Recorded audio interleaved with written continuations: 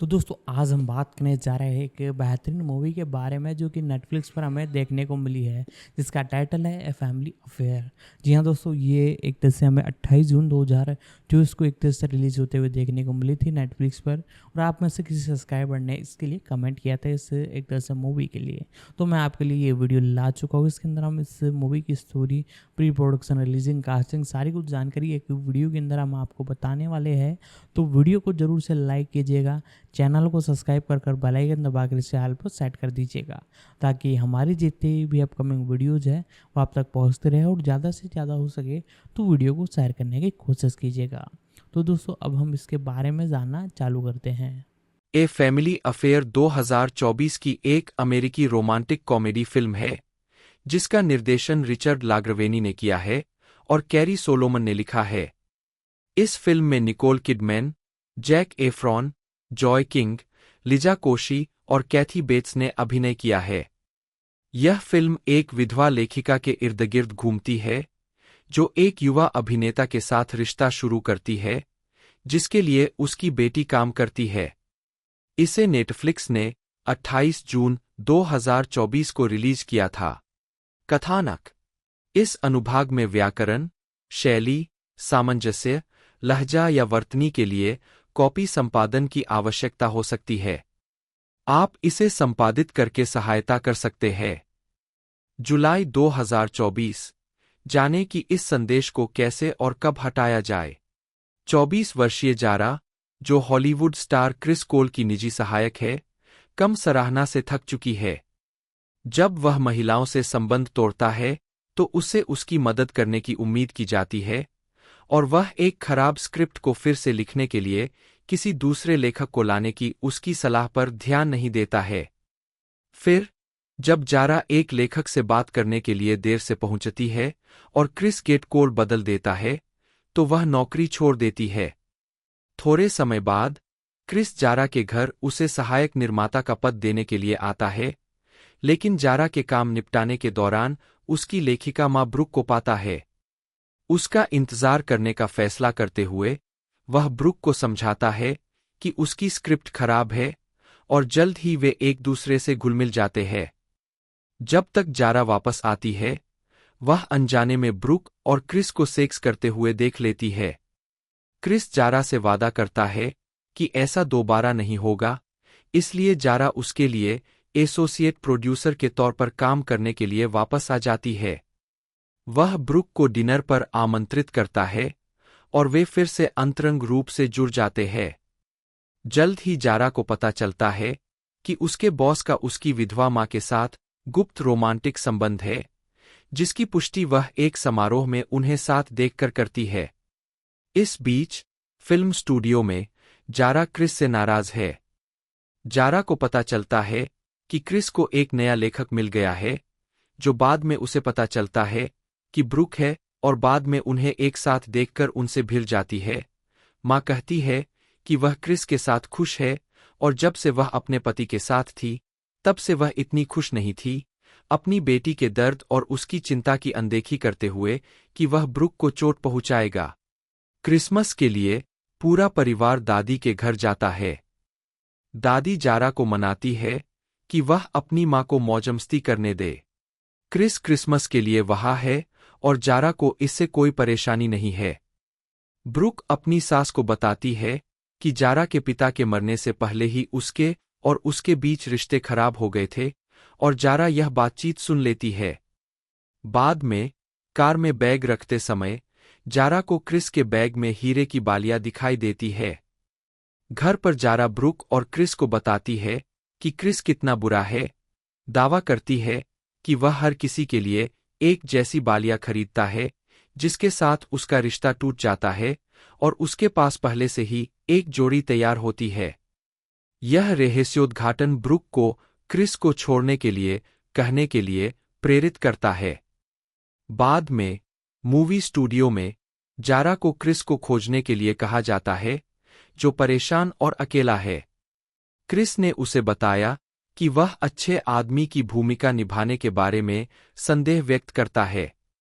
वह स्पष्ट करता है कि वह ब्रुक के साथ संबंध तोड़ने की योजना नहीं बना रहा था, वह बस भूल गया था कि उसके बैग में बालियां थीं, क्योंकि वह अक्सर आवेग में आकर रिश्ते खत्म कर देता है।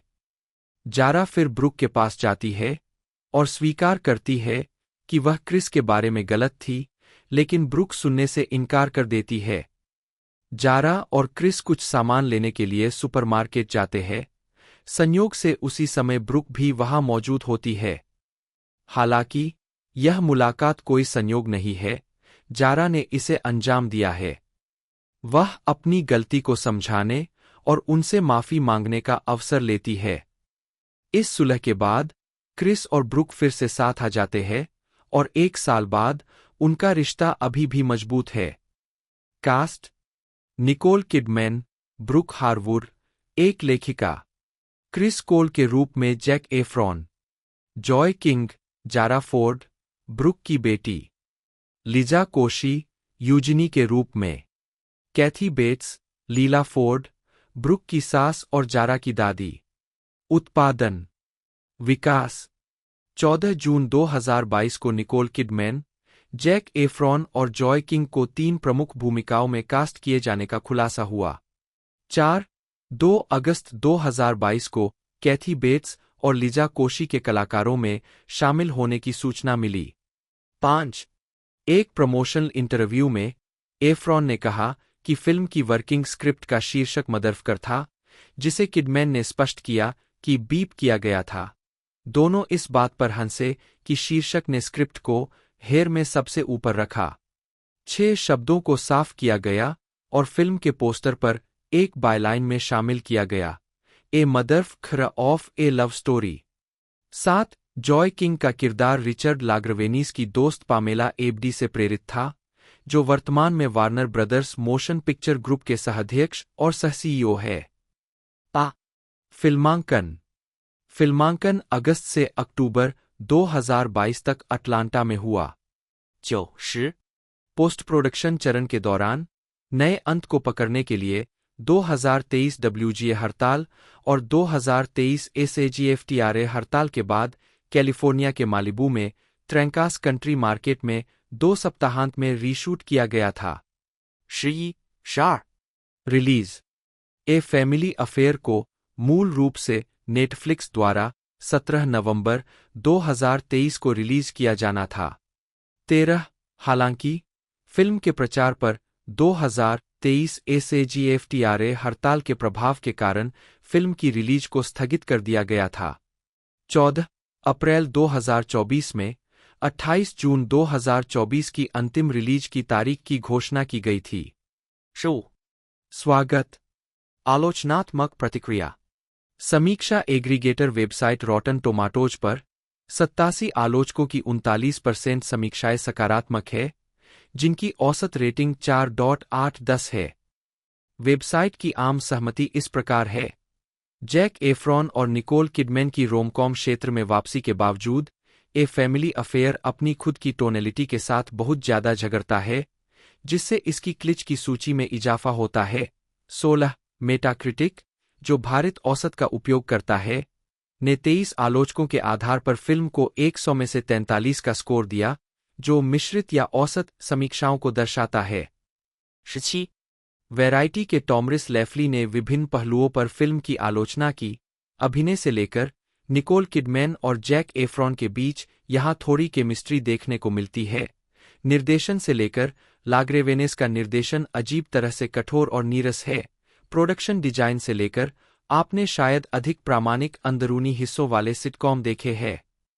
18 द रैप के विलियम बिबियानी ने उल्लेख किया कि यह केवल जैक एफ्रॉन और निकोल किडमैन के आकर्षण के लिए देखने लायक है, यदि लगभग से आपका मतलब वास्तव में नहीं है। 19 कोलाइडर की तानिया हुसैन ने उल्लेख किया कि फिल्म स्ट्रीमर के पिछले मूल की तरह कभी भी अलग दिखने के बिना अपने पैर जमाने और अनूठी शैली को खोजने के लिए संघर्ष करती है। यह कभी भी अपनी प्रामाणिकता नहीं पाती और यह कभी भी स्वाभाविक नहीं लगती। हॉलीवुड रिपोर्टर की एंजी हान ने किडमैन और एफ्रॉन के अभिनय की प्रशंसा करते हुए कहा कि वे एक अच्छी तरह से मधुर केमिस्ट्री साझा करते हैं, जो द पेपरबॉय में उनके द्वारा दिखाए गए तीखेपन से बिल्कुल अलग है। 21 डेडलाइन के पीट हेमंड ने भी कहा कि फिल्म का मुख्य आकर्षण किडमैन और एफ्रॉन के बीच की केमिस्ट्री थी और दर्शक दोनों सितारों के बीच 21 साल के अंतर के बावजूद केमिस्ट्री पर तुरंत विश्वास कर लेते हैं। आशार इस बात पर ध्यान देने के बावजूद कि फिल्म उतनी मजेदार नहीं है जितनी कि आधार शुरू में वादा करता है और कोई भी स्टार पावर इसे ठीक नहीं कर सकता। डिजिटल स्पाई की मिरिया मुलर ने बताया कि फिल्म का दृश्य चुराने वाला, हालांकि कैथी बेट्स की लीला, ब्रुक की सास और जारा की दादी है, उनके गर्मजोशी भरे प्रदर्शन के कारण।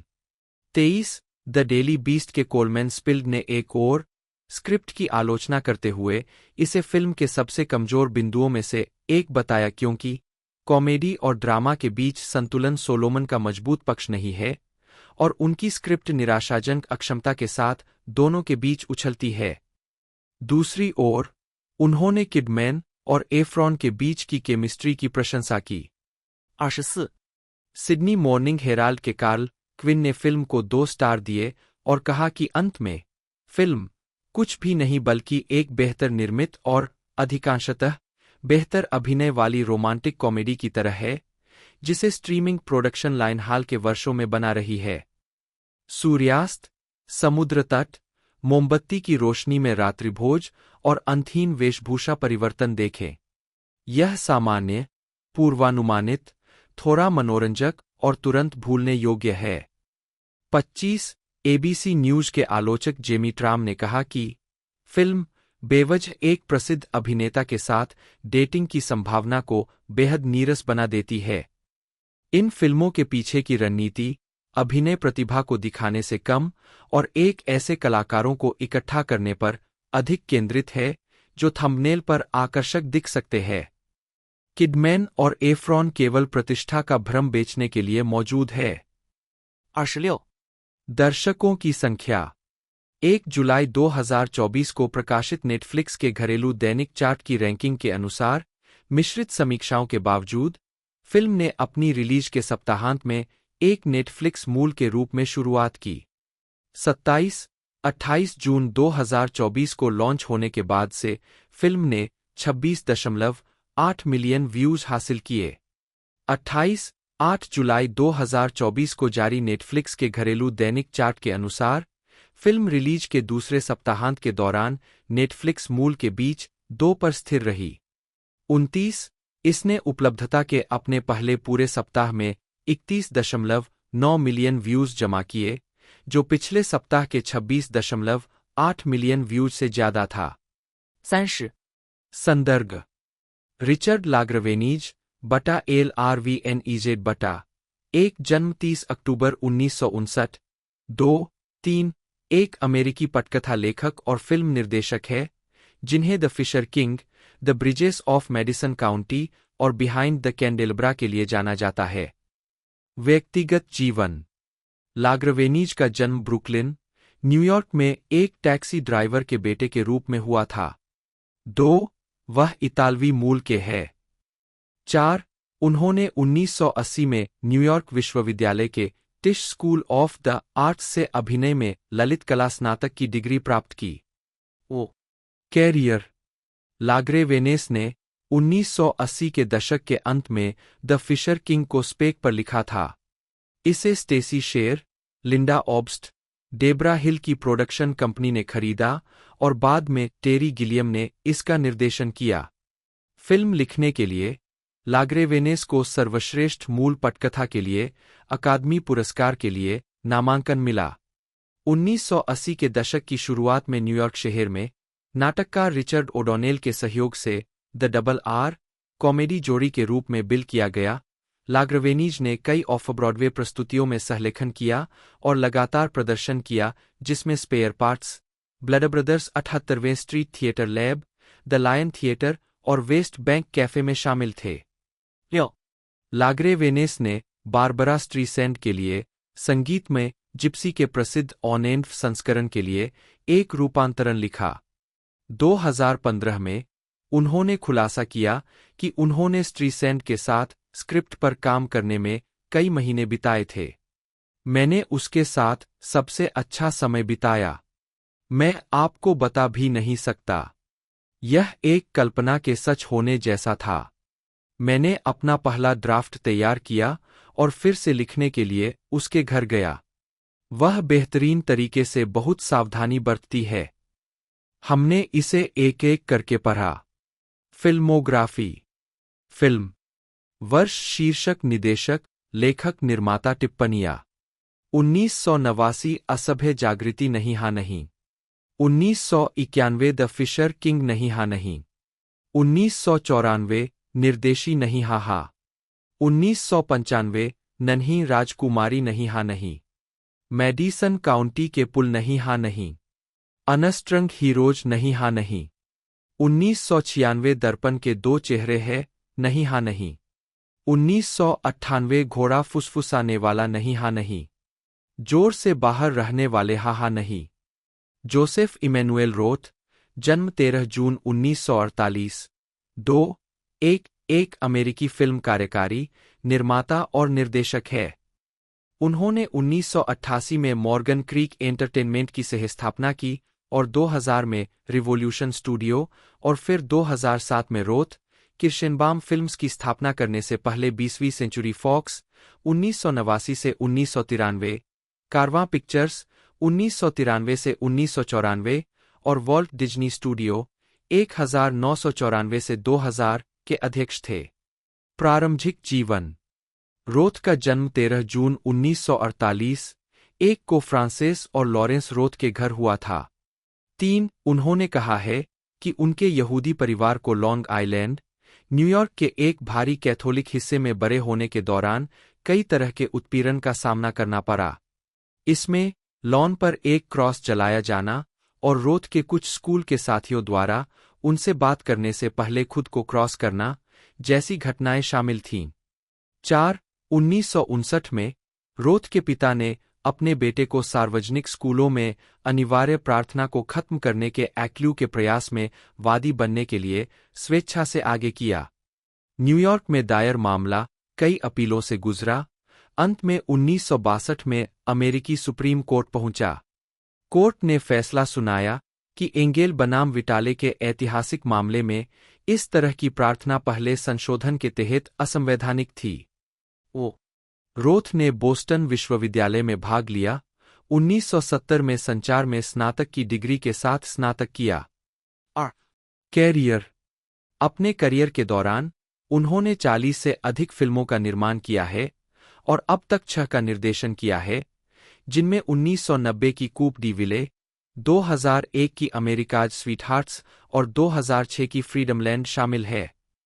1988 में रोथ और जेम्स रॉबिन्सन ने मॉर्गन क्रीक एंटरटेनमेंट की सहस्थापना की। 6 यह नाम रोथ की पसंदीदा film the miracle of Morgan creek से आया था। 7 कंपनी के पास यंग गन्स और मेजर लीग सहित बॉक्स ऑफिस हिट थे। 1989 में रोथ 20वीं सेंचुरी फॉक्स के अध्यक्ष बने, जो उनके अधीन बहुत सफल रहा, जिसमें होम अलोन, डाई हार्ड 2 और व्हाइट मैन कैंट जंप जैसी हिट फिल्में शामिल थीं। जुलाई 1992 में उनका अनुबंध समाप्त हो गया, लेकिन वे फॉक्स इंक के अध्यक्ष बैरी डिलर के वर्ष की शुरुआत में पद छोड़ने के कारण पद पर बने रहने के लिए सहमत हो गए। बाद में उन्होंने नवंबर 1992 में घोषणा की कि वे वॉल्ट डिज्नी स्टूडियो में एक स्वतंत्र प्रोडक्शन कंपनी स्थापित करने के लिए फॉक्स छोड़ रहे हैं। 5 1992 में उन्होंने रोजर बिर्नबाम के साथ कारवां पिक्चर्स की सहस्थापना की, जिसका वॉल्ट डिज्नी स्टूडियो के साथ एक प्रोडक्शन डील था। रोथ 24 अगस्त 1994 को डिज्नी स्टूडियो के प्रमुख बन गए। 10 डिज्नी के सीईओ माइकल आइजनर जेफरी कैटजेनबर्ग को रोथ के साथ डिज्नी स्टूडियो के प्रमुख के रूप में बदलने के लिए इतने दृढ़ थे कि उन्होंने आई लव ट्रबल के लिए $15 मिलियन की लागत के कर्ज को माफ कर दिया और डील के तहत 21 अप्रकाशित फिल्मों के लिए रोथ को $40 मिलियन का भुगतान किया। श्री प्रीमियर मैगजीन की 2003 हॉलीवुड पावर लिस्ट में 6वें स्थान पर रहे रोथ ने 76वें वार्षिक अकादमी पुरस्कार का निर्माण किया। रोथ ने अक्टूबर 2007 में घोषणा की कि जब सोनी पिक्चर्स के साथ रिवॉल्यूशन का वितरण सौदा समाप्त हो जाएगा तो वह रिवॉल्यूशन स्टूडियो से अलग होकर अपनी खुद की प्रोडक्शन कंपनी रोथ फिल्म्स का गठन करेंगे।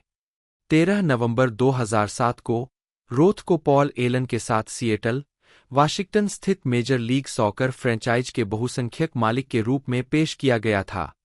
सिएटल साउंडर्स एफसी, जो लुमेन फील्ड को अपना घर कहता है, ने 2009 में नियमित सीजन खेलना शुरू किया। 12 नवंबर 2015 को रोथ ने बहुसंख्यक स्वामित्व एड्रियन हनाउर को सौंप दिया। व्यक्तिगत जीवन। रोथ की शादी डोना अर्कॉफ से हुई थी, जिनके पिता फिल्म निर्माता सैमुअल जेड अर्कॉफ थे। 12 उनके 3 बच्चे हैं। परिवार डोलोरेस डेल रियो हाउस में रहता था, जिसे आर्किटेक्ट डगलस होनोल्ड ने Irish production designer Cedric Gibbons और मैक्सिकन अभिनेत्री डोलोरेस डेल रियो के लिए 1929 में Pacific Palisades, Los Angeles, California में डिजाइन किया था। 2021 में रोथ ने 5,514 वर्ग फुट 512.3 मीटर 1960 के दशक के मिड सेंचुरी घर के लिए $23 मिलियन का भुगतान किया, जिसे डैन ड्वॉर्स्की द्वारा डिजाइन किया गया और बेवर्ली हिल्स में वाल्डो फर्नांडीज द्वारा पुनर्निर्मित किया गया। 14 फिल्मोग्राफी।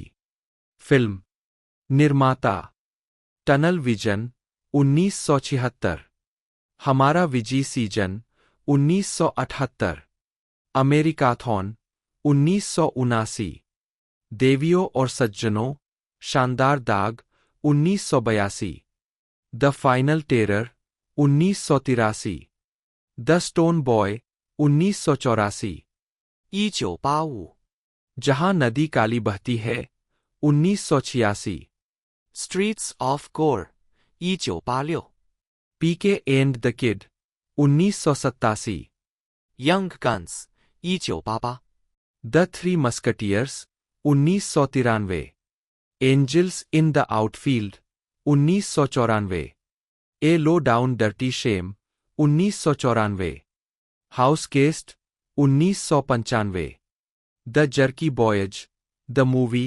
1995, Heavyweights 1995, लंबी कहानी 1995, जब तुम सो रहे थे 1995, The Forgotten 2004, the great debaters 2007, Alice in Wonderland 2010, Snow White and the huntsman 2012, Oz the great and powerful 2013, स्वर्ग वास्तविक है 2014, 2014, मेल्फिसेंट 2014, समुद्र के हृदय में 2015, स्वर्ग से चमत्कार 2016, the Huntsman Winter's War 2016, Alice Through the Looking Glass 2016, Triple X Return of Xander Cage 2017,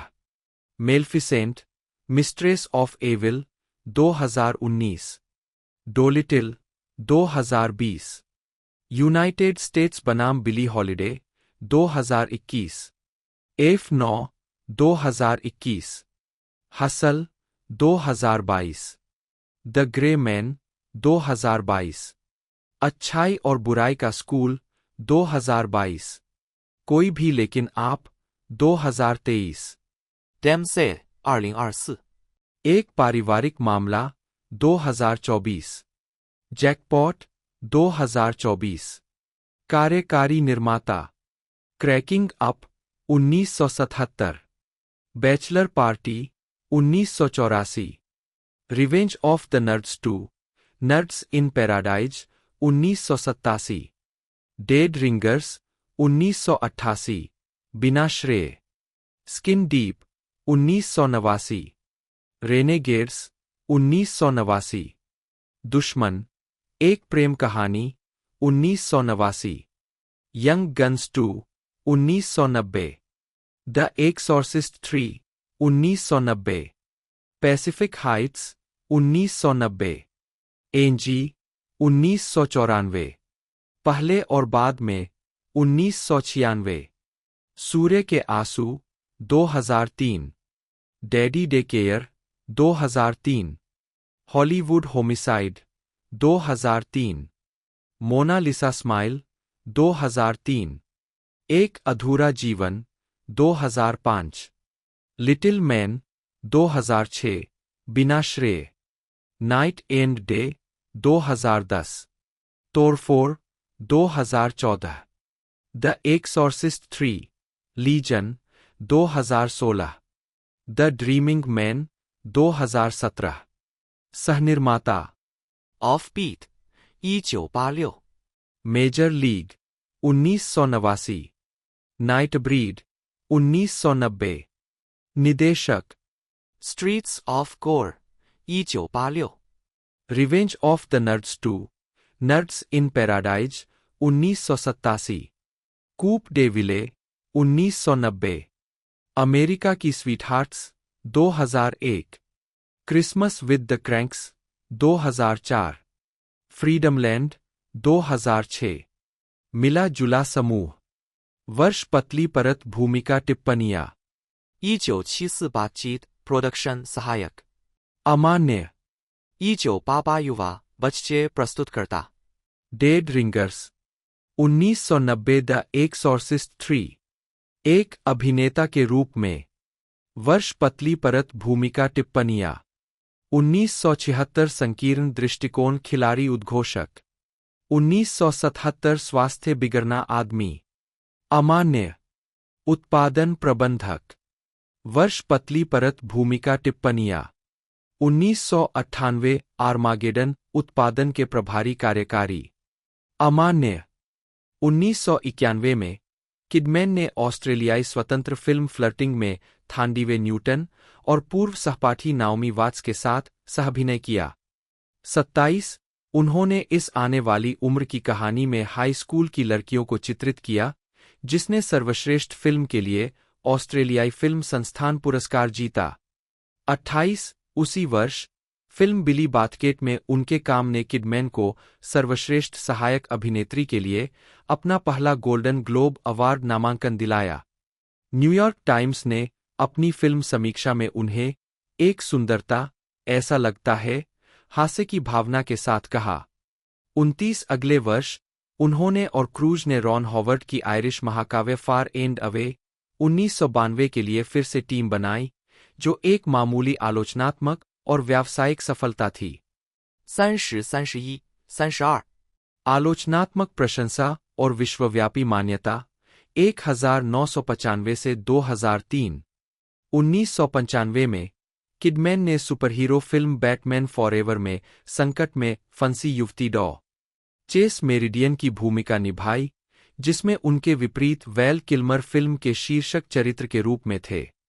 उसी वर्ष उन्होंने गस वान सेंट की समीक्षकों द्वारा प्रशंसित dark comedy to die for में अभिनय किया, जिसमें उन्होंने जानलेवा न्यूज़कास्टर सुजैन स्टोन की भूमिका निभाई।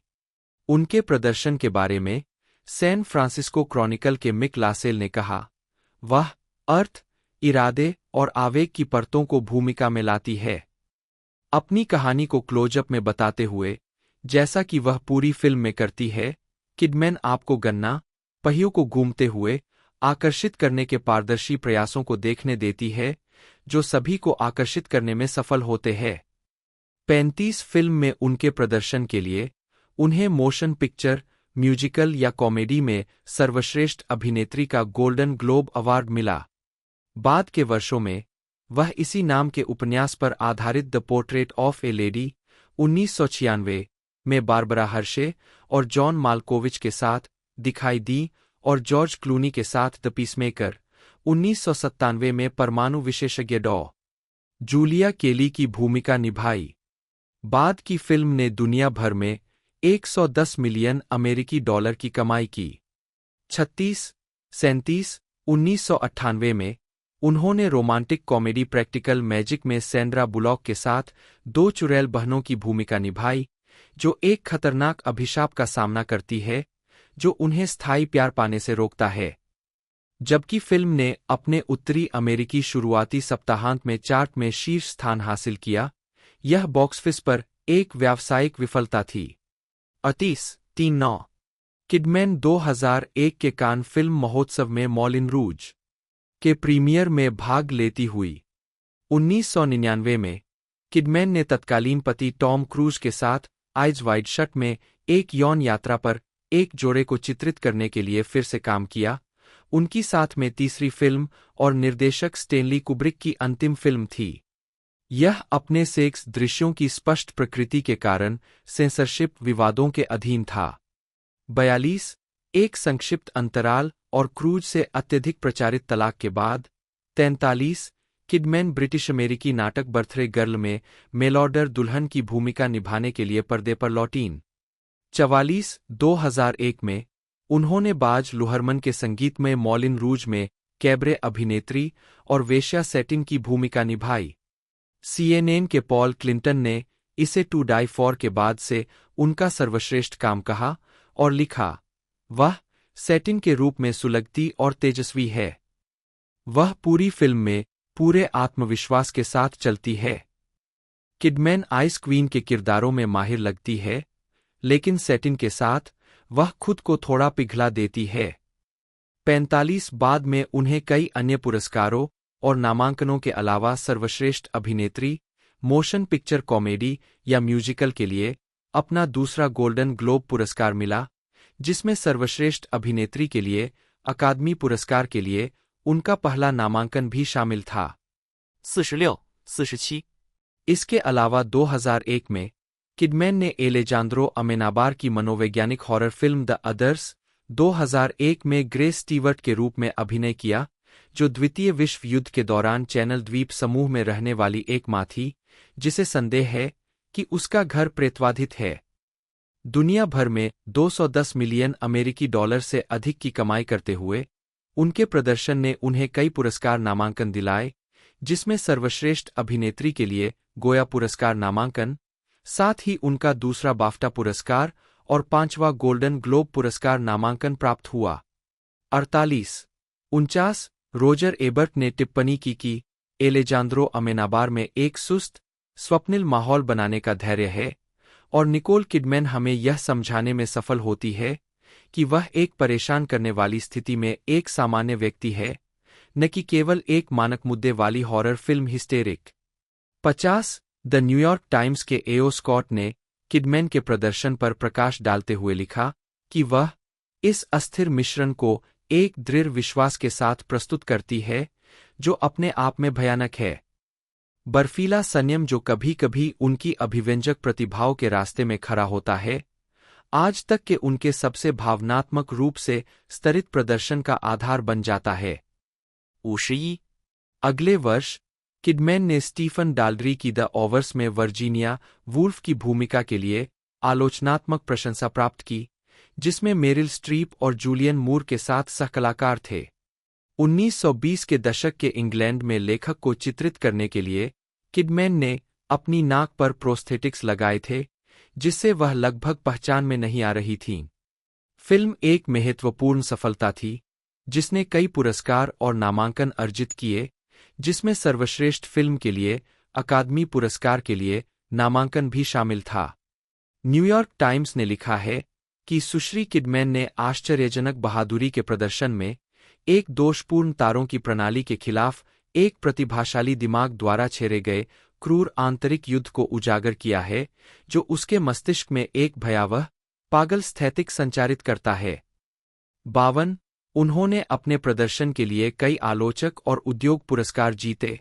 16 ऑस्कर की स्वीकृति के दौरान भाषण देते समय उन्होंने इराक युद्ध का संदर्भ दिया, जो उस समय हो रहा था, जब उन्होंने कला के महत्व के बारे में बात करते हुए कहा, आप अकादमी पुरस्कारों में क्यों आते हैं जब दुनिया इतनी उथल-पुथल में है? क्योंकि कला महत्वपूर्ण है, और क्योंकि आप जो करते हैं उस पर विश्वास करते हैं और आप उसका सम्मान करना चाहते हैं, और यह एक परंपरा है जिसे बनाए रखने की आवश्यकता है। 53 उसी वर्ष उन्हें पीपुल पत्रिका द्वारा दुनिया की सबसे खूबसूरत व्यक्ति का नाम दिया गया। 54、किडमैन 2003 के कान फिल्म महोत्सव में डॉगविले के प्रीमियर में भाग लेती हुई। ऑस्कर जीतने के बाद किडमैन 2003 में 3 अलग-अलग फिल्मों में नजर आईं। उनमें से पहली निर्देशक लार्स वॉन ट्रायर की डॉगविले में एक प्रमुख भूमिका एक प्रयोगात्मक फिल्म थी जिसे एक खाली साउंड स्टेज पर सेट किया गया था। हालांकि इस फिल्म ने संयुक्त राज्य अमेरिका में आलोचकों को विभाजित किया, किडमैन ने अपने प्रदर्शन के लिए प्रशंसा अर्जित की।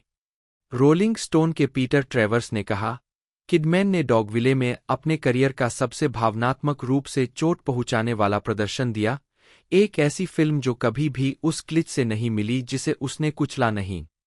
55 दूसरी फिल्म फिलिप रोथ के उपन्यास द ह्यूमन स्टेन का रूपांतरण थी, जिसमें एंथनी हॉपकिंस थे।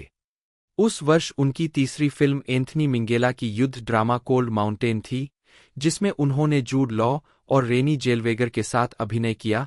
उनके प्रदर्शन के बारे में टाइम पत्रिका ने लिखा, किडमैन एरा की दुर्दशा से ताकत लेती है और लगातार बढ़ती है, सचमुच चमकदार। आग की रोशनी में उसकी मूर्तिकला का पीलापन गर्म चमक का रास्ता देता है। 56 फिल्म ने कई पुरस्कार और नामांकन प्राप्त किए, विशेष रूप से कलाकारों के प्रदर्शन के लिए, जिसमें किडमैन को सर्वश्रेष्ठ अभिनेत्री के लिए अपना छठा गोल्डन ग्लोब पुरस्कार नामांकन मिला। 57 स्थापित अभिनेत्री 2004 से 2009। 2004 में किडमैन ने ड्रामा फिल्म बर्थ में अभिनय किया, जिसने एक दृश्य को लेकर विवाद खड़ा कर दिया, जिसमें वह अपने सहकलाकार कैमरन ब्राइट, जो उस समय 10 वर्ष के थे, के साथ स्नान करती है। 61वें वेनिस अंतर्राष्ट्रीय फिल्म महोत्सव में एक प्रेस कॉन्फ्रेंस के दौरान उन्होंने विवाद को संबोधित करते हुए कहा, ऐसा नहीं था कि मैं एक ऐसी फिल्म बनाना चाहती थी जिसमें मैं एक 10 साल के लड़के को चूमूं। मैं एक ऐसी फिल्म बनाना चाहती थी जिसमें आप प्यार को समझें। 58 अपने प्रदर्शन के लिए उन्हें अपना 7वां गोल्डन ग्लोब नामांकन मिला। उसी वर्ष उन्होंने मैथ्यू ब्रोडरिक, बेट्टे मिडलर, क्रिस्टोफर वॉकेन और ग्लेन क्लोज के साथ black comedy science fiction film the Stepford Wives में अभिनय किया। अगले वर्ष उन्होंने Sydney Pollack thriller the Interpreter में सीन पेन के साथ अभिनय किया, जिसमें उन्होंने यूएन अनुवादक सिल्विया ब्रूम की भूमिका निभाई, और 1960 के दशक के इसी नाम के टीवी सिटकॉम पर आधारित रोमांटिक कॉमेडी बिविच्ड में विल फेरेल के साथ अभिनय किया। हालांकि दोनों फिल्मों ने संयुक्त राज्य अमेरिका में अच्छा प्रदर्शन नहीं किया, लेकिन दोनों ही अंतर्राष्ट्रीय स्तर पर सफल रहीं।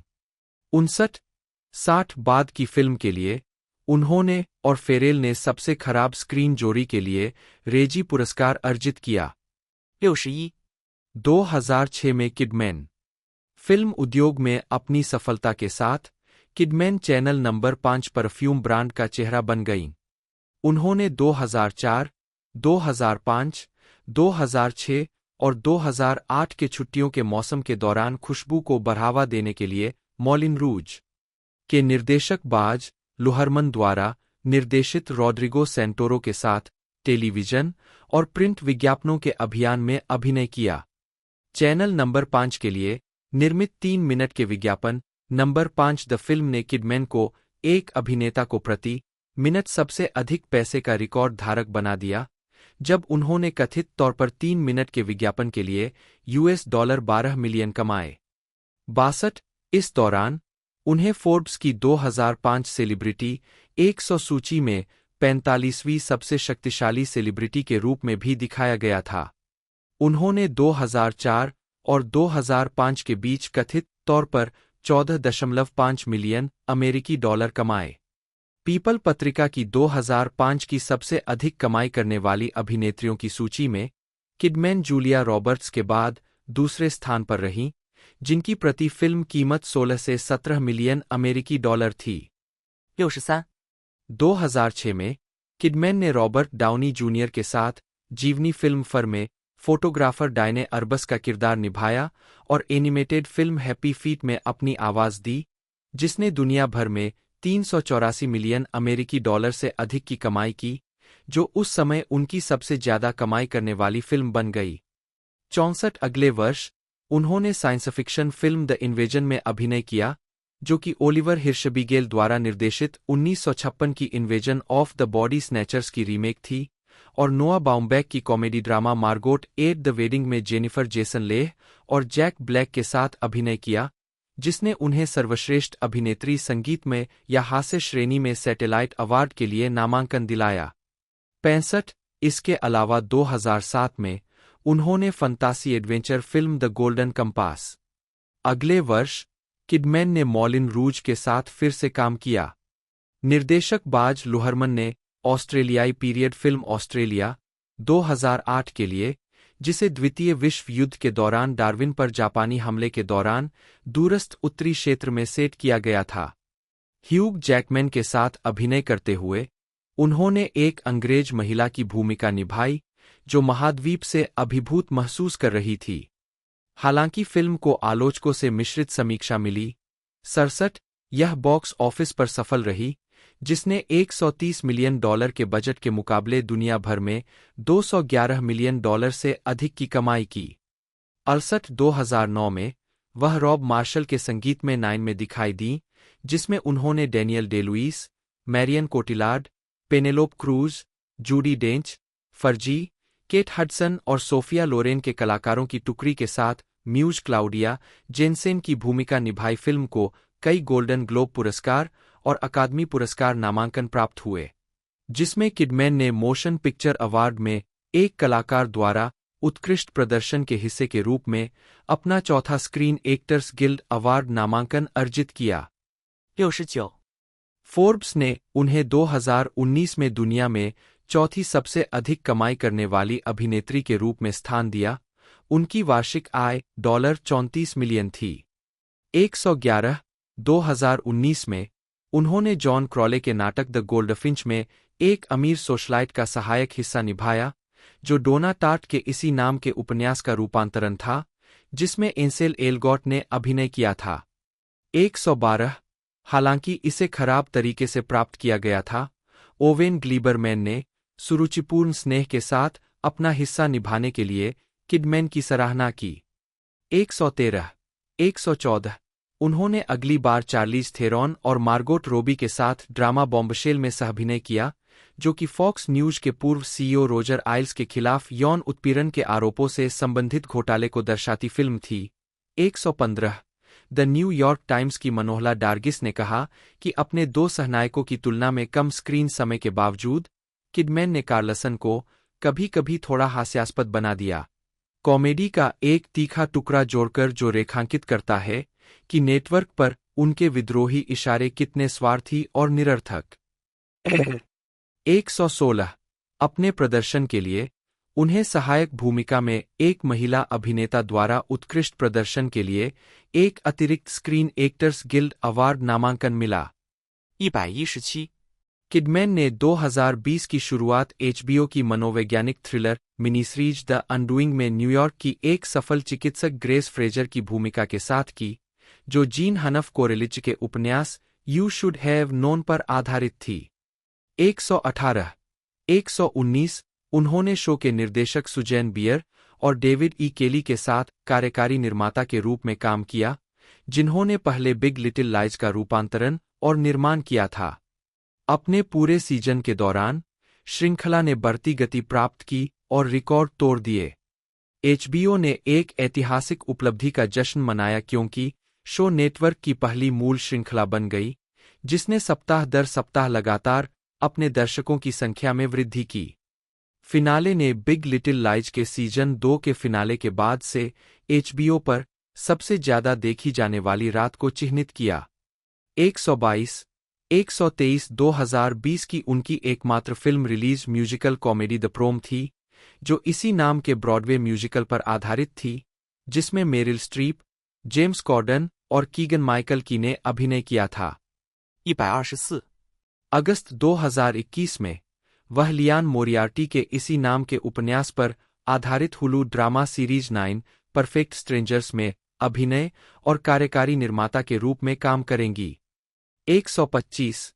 126. मिश्रित समीक्षा प्राप्त करने के बावजूद यह बताया गया कि शो का प्रीमियर अपने प्रीमियर के दिन सबसे ज्यादा देखा जाने वाला हुलू मूल बन गया और सेवा पर 5 दिनों के बाद भी उस खिताब को बरकरार रखा। 127. उसी वर्ष उन्होंने एरोन सॉर्किन द्वारा निर्देशित जीवनी पर आधारित ड्रामा बीइंग द रिकार्डोस में जेवियर बारडेम के साथ, अभिनेत्री कॉमेडियन ल्यूसिले बॉल के साथ बॉल के पति देसी अरनाज की भूमिका निभाई। 129 बॉल के रूप में उनकी कास्टिंग के जवाब में प्रतिकूल प्रतिक्रियाओं के बावजूद 130 उनके चित्रण को आलोचकों की प्रशंसा मिली। 131, 132, 133 इसके बाद उन्होंने अपने प्रदर्शन के लिए मोशन पिक्चर ड्रामा में सर्वश्रेष्ठ अभिनेत्री के लिए गोल्डन ग्लोब पुरस्कार जीता। 134 इसके अलावा उन्हें सर्वश्रेष्ठ अभिनेत्री के लिए क्रिटिक्स चॉइस मूवी अवार्ड और प्रमुख भूमिका में एक महिला अभिनेता द्वारा उत्कृष्ट प्रदर्शन के लिए स्क्रीन एक्टर्स गिल्ड अवार्ड के लिए नामांकन मिला। साथ ही सर्वश्रेष्ठ अभिनेत्री के लिए उनका चौथा अकादमी पुरस्कार नामांकन, कुल मिलाकर उनका 5वां नामांकन था। सितंबर 2021 में किडमैन ने AMC थिएटर्स के लिए वी मेक मूवीज बेटर नामक एक विज्ञापन में अभिनय किया, जो उस महीने से शुरू होने वाले चेन के स्वामित्व वाले सिनेमाघरों में हर फिल्म से पहले चलेगा, और किडमैन के प्रायोजन को बाद में अगस्त 2022 में 1 और साल के लिए बढ़ा दिया गया था। 138, 139 विज्ञापन और किडमैन का भाषण दर्शकों के बीच लोकप्रिय साबित हुआ, जिन्होंने इसे कोविड-19 महामारी के बीच फिल्म देखने वालों को वापस थिएटर में लाने के तरीके के रूप में देखा। 140 AMC के CEO एडम एरन ने 2022 की आई कॉल के दौरान किडमैन के वायरल विज्ञापन को प्रतिष्ठित और श्रद्धेय बताया, और CNN ने बताया कि विज्ञापन ने मीम्स, श्रद्धांजलि और बहस को प्रेरित किया है और सांस्कृतिक चीज बन गई है।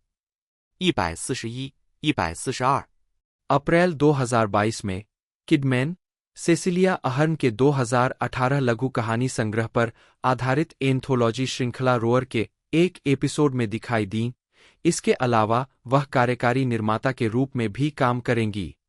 143 मिनी सीरीज ने अपने अपरंपरागत और विवादास्पद नारीवादी विषयों के कारण मिश्रित ध्यान आकर्षित किया। 144, 145 उसी महीने उन्होंने रॉबर्ट एगर्स द्वारा निर्देशित ऐतिहासिक ड्रामा द नॉर्थमैन में अपने बिग लिटिल लाइज के सहकलाकार अलेक्जेंडर स्कार्सगार्ड, अन्या टेलर जॉय, एथन हॉक और विलेम डेफो के साथ अभिनय किया।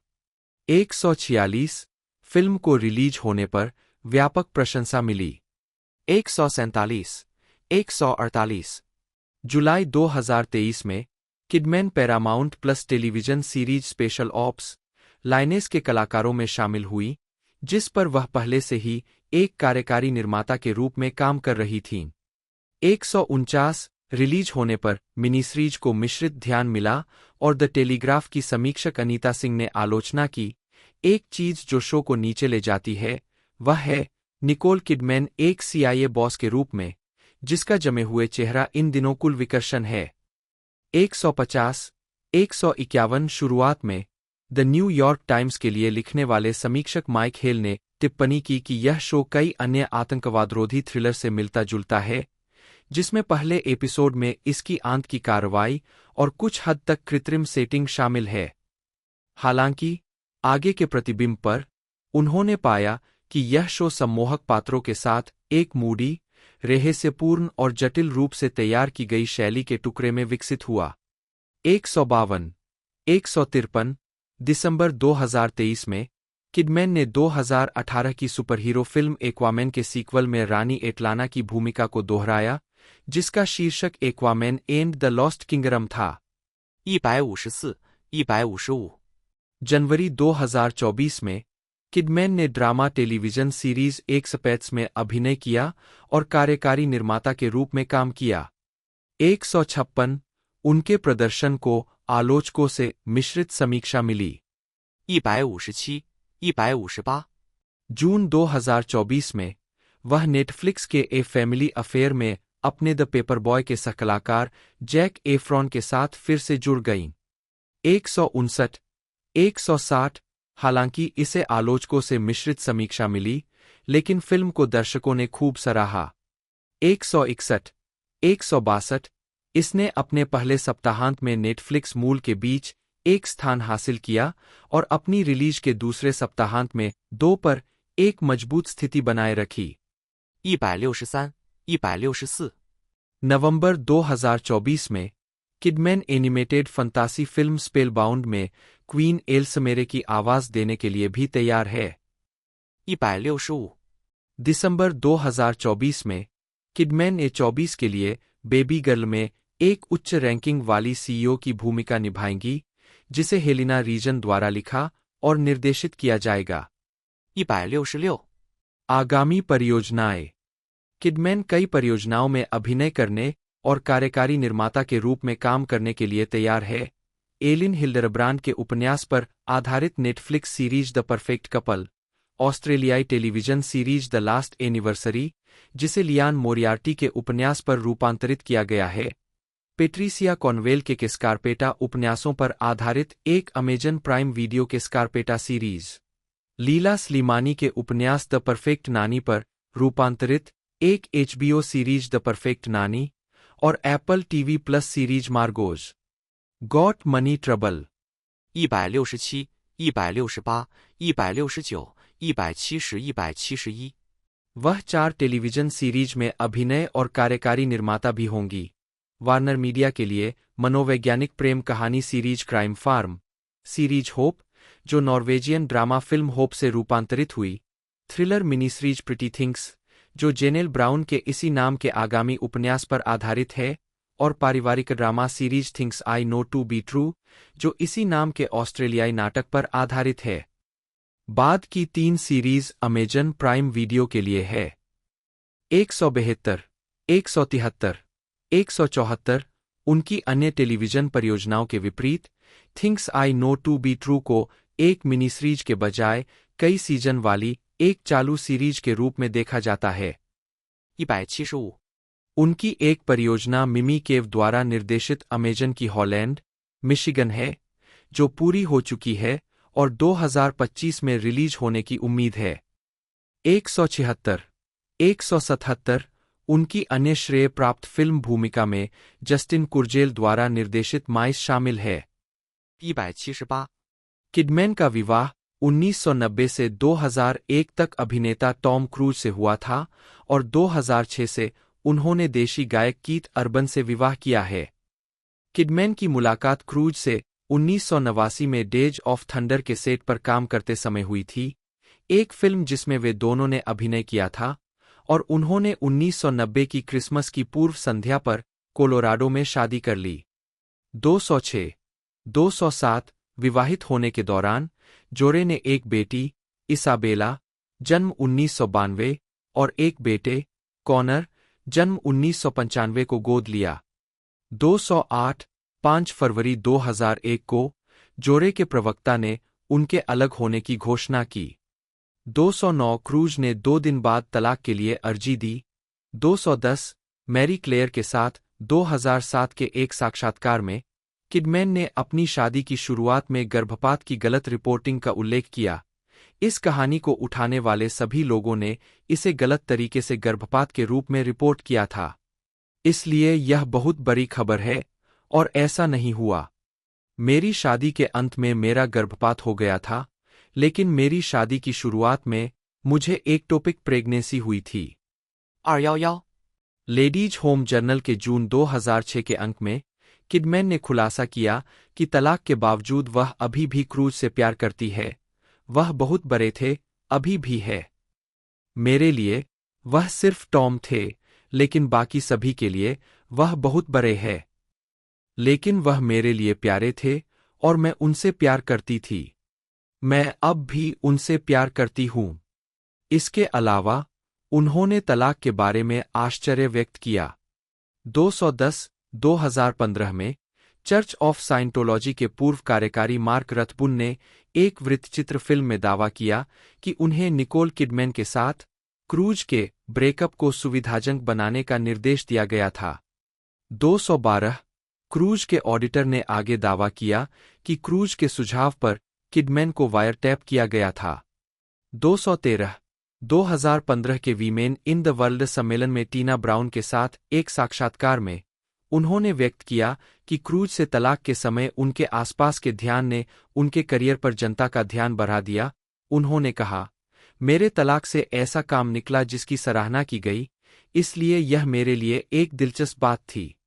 तलाक के तुरंत बाद 2003 में उन्हें अकादमी पुरस्कार मिला। 214。 क्रूज से शादी करने से पहले किडमैन ऑस्ट्रेलियाई अभिनेता मार्कस ग्राहम और विंडराइडर के सहकलाकार टॉम बर्लिंसन के साथ रिश्तों में शामिल थीं। 215। 216। फिल्म कोल्ड माउंटेन ने अफवाहें फैलाईं कि किडमैन और सहकलाकार जूड लॉ के बीच संबंध उनकी शादी के टूटने के लिए जिम्मेदार थे। दोनों ने आरोपों से इनकार किया और किडमैन ने कहानी प्रकाशित करने वाले ब्रिटिश टैब्लॉयड से एक अज्ञात राशि जीती। 217। उसने 2003 में संगीतकार लेनी क्रेविच से सगाई करने से पहले उन्हें डेट करना शुरू किया, लेकिन उन्होंने आखिरकार अपनी सगाई तोड़ने का फैसला किया। 218। वह रैपर क्यूटिप के साथ भी रोमांटिक रूप से जुड़ी हुई थी। 219。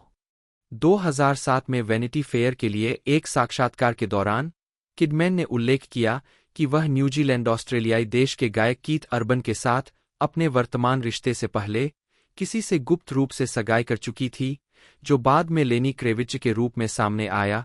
220। 221, जिनसे वह 2005 में जीरे एले में मिली थी, जो ऑस्ट्रेलियाई लोगों को सम्मानित करने वाला एक कार्यक्रम था। 222। किडमैन ने 25 जून 2006 को सिडनी में सेंट पैट्रिक एस्टेट, मैनली के मैदान में कार्डिनल सेरेट्टी मेमोरियल चैपल में अर्बन से शादी की। 223। 224। 2015 के एक साक्षात्कार में अर्बन के साथ अपने रिश्ते के बारे में किडमैन ने कहा, हम वास्तव में एक दूसरे को नहीं जानते थे। 214। उनके पास नैशविले, टेनेसी, अमेरिका।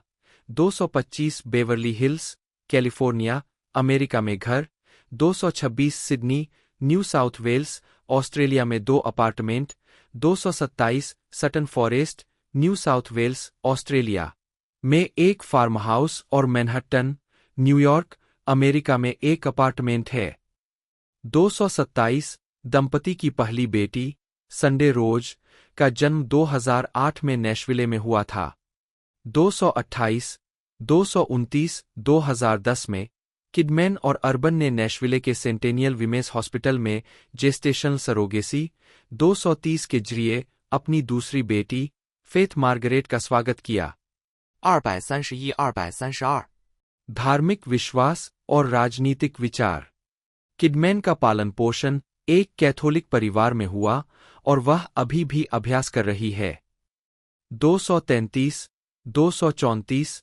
उन्होंने उत्तरी सिडनी में मैरी मैकिलॉप चैपल में भाग लिया। द गोल्डन कंपास में उनकी भूमिका के बारे में कैथोलिक नेताओं द्वारा कैथोलिक विरोधी के रूप में आलोचना के बाद 235। 236। किडमैन ने एंटरटेनमेंट वीकली को बताया कि स्रोत सामग्री को थोड़ा कम कर दिया गया था और उनकी धार्मिक मान्यताएं उन्हें एक ऐसी फिल्म में भूमिका लेने से रोकेंगी जिसे वह कैथोलिक विरोधी मानती है। 237। टॉम क्रूज से तलाक के बाद से वह साइंटोलॉजी पर चर्चा करने से हिचकिचा रही है। 238। 239। महिला अधिकारों की समर्थक। 240। किडमैन ने 2009 में महिलाओं के खिलाफ अंतर्राष्ट्रीय हिंसा अधिनियम का समर्थन करने के लिए विदेश मामलों पर संयुक्त राज्य अमेरिका की प्रतिनिधि सभा समिति के समक्ष गवाही दी। 241। जनवरी 2017 में उन्होंने ऑस्ट्रेलिया में समलिंगी विवाह के वैधीकरण के लिए अपना समर्थन व्यक्त किया। 242। किडमैन ने अमेरिकी डेमोक्रेटिक पार्टी के उम्मीदवारों को भी दान दिया है। 243। कुल संपत्ति, परोपकार और सम्मान। कुल संपत्ति। किडमैन ने दुनिया के सबसे अधिक भुगतान पाने वाले अभिनेताओं की वार्षिक रैंकिंग में कई बार स्थान बनाया है, जिसमें 2006 में एक महिला अभिनेता के लिए अग्रणी स्थान भी शामिल है। 244। 2002 में टॉम क्रूज से तलाक के बाद वह पहली बार ऑस्ट्रेलियाई वित्तीय समीक्षा रिच लिस्ट में दिखाई दी। उनकी अनुमानित कुल संपत्ति 122 मिलियन ऑस्ट्रेलियाई डॉलर थी। 245। मई 2023 तक अर्बन के साथ संयुक्त रूप से सूचीबद्ध किडमैन की कुल संपत्ति रिच लिस्ट में शामिल होने की सीमा को पूरा नहीं करने के कई वर्षों के बाद वित्तीय समीक्षा द्वारा 596 मिलियन ऑस्ट्रेलियाई डॉलर आकी गई थी। 2021 में यह बताया गया कि सेलिब्रिटी नेटवर्थ ने अर्बन को शामिल न करते हुए किडमैन की कुल संपत्ति 250 मिलियन अमेरिकी डॉलर आकी थी। 247 किडमैन की डिस्कोग्राफी में कई ऑडियो रिकॉर्डिंग शामिल है, जिनमें एक स्पोकन वर्ड एल्बम, एक विस्तारित नाटक और 3 एकल शामिल है। 287 किडमैन, जो मुख्य रूप से अपने अभिनय करियर के लिए जानी जाती है, ने 2000 के दशक की शुरुआत में बाज लुहरमन की 2001 की संगीत में फिल्म मॉलिन रूज के मूल मोशन पिक्चर साउंड ट्रैक के लिए कई ट्रैक रिकॉर्ड करने के बाद संगीत उद्योग में प्रवेश किया, जिसमें उन्होंने अभिनय किया था। 288 इवान मैकग्रेगर के साथ उनका युगल गीत कम वाट में 24 सितंबर 2001 को इंटरस्कोप रिकॉर्ड्स के माध्यम से उनकी पहली एकल और फिल्म के मूल साउंड ट्रैक एल्बम के दूसरे एकल के रूप में जारी किया गया था। यह रचना उस वर्ष एक ऑस्ट्रेलियाई कलाकार द्वारा 8वां सबसे अधिक बिकने वाला एकल बन गया। 289 जिसे ऑस्ट्रेलियाई रिकॉर्डिंग उद्योग संघ द्वारा गोल्ड प्रमाणित किया गया। 291 इसके अलावा इस गीत को 59वें गोल्डन ग्लोब अवार्ड्स में सर्वश्रेष्ठ मूल गीत के लिए नामांकन मिला। 292 और अमेरिकन फिल्म इंस्टीट्यूट द्वारा AFI के 100 साल 100 गानों में 85वें स्थान पर सूचीबद्ध किया गया। 293 फ्रैंक और नैन्सी सिनात्रा के संस्करण का एक कवर संस्करण समथिंग स्टूपिड जल्द ही आया। अंग्रेजी गायकीकार रॉबी विलियम्स के साथ युगल गीत के रूप में रिकॉर्ड किया गया। यह ट्रैक 14 दिसंबर 2001 को क्रिसलिस रिकॉर्ड्स द्वारा उनके चौथे studio album swing when you are winning के प्रमुख एकल के रूप में जारी किया गया था। 294 किडमैन के दूसरे एकल ने न्यूजीलैंड, 295 पुर्तगाल, 296 और यूके में आधिकारिक संगीत चार्ट में शीर्ष स्थान हासिल किया। इसके अलावा Austria, 297 Belgium, 298 Denmark, 299 Germany, 300 Netherlands, 301 Norway, 302 और स्विट्जरलैंड, 303 के साथ साथ ऑस्ट्रेलिया सहित पूरे यूरोप में शीर्ष 10 स्थानों पर पहुंचा।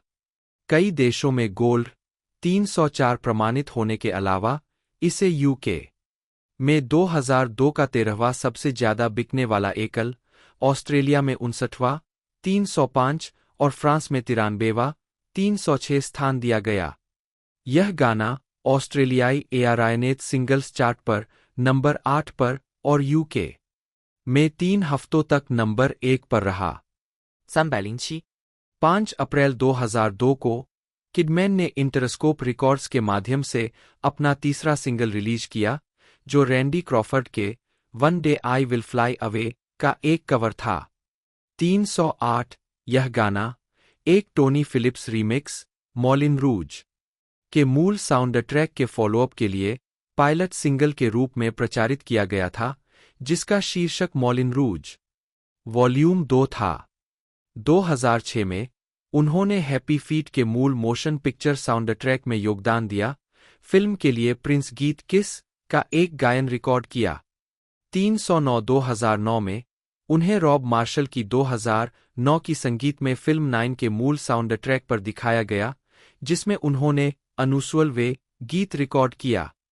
310 311 312 2022 में किडमैन ने ल्यूक इवांस के साथ मिलकर से समथिंग नामक एक सिंगल रिलीज किया, जो क्रिस्टीना एग्विलेरा और ए ग्रेट बिग वर्ल्ड की 2014 की हिट का मार्मिक प्रस्तुतिकरण था। 313 निकोल किडमैन को 49वें AFI लाइफ अचीवमेंट अवार्ड के लिए चुना गया था, जिसे मूल रूप से 10 जून 2023 को हॉलीवुड के डॉल्बी थिएटर में प्राप्त किया जाना था, लेकिन WGA हड़ताल के कारण इसे 27 अप्रैल 2024 तक के लिए स्थगित कर दिया गया।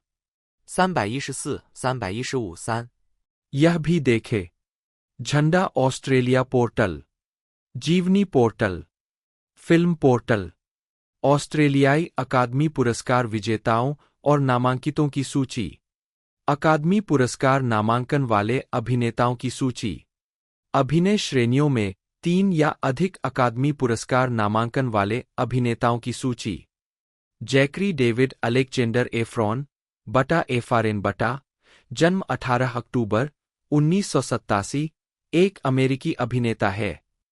एफ्रॉन ने 2000 के दशक की शुरुआत में पेशेवर रूप से अभिनय करना शुरू किया और हाई स्कूल म्यूजिकल ट्रिलॉजी 2006 से 2008 में ट्रॉय बोल्टन की प्रमुख भूमिका के लिए एक किशोर आदर्श के रूप में प्रसिद्धि प्राप्त की।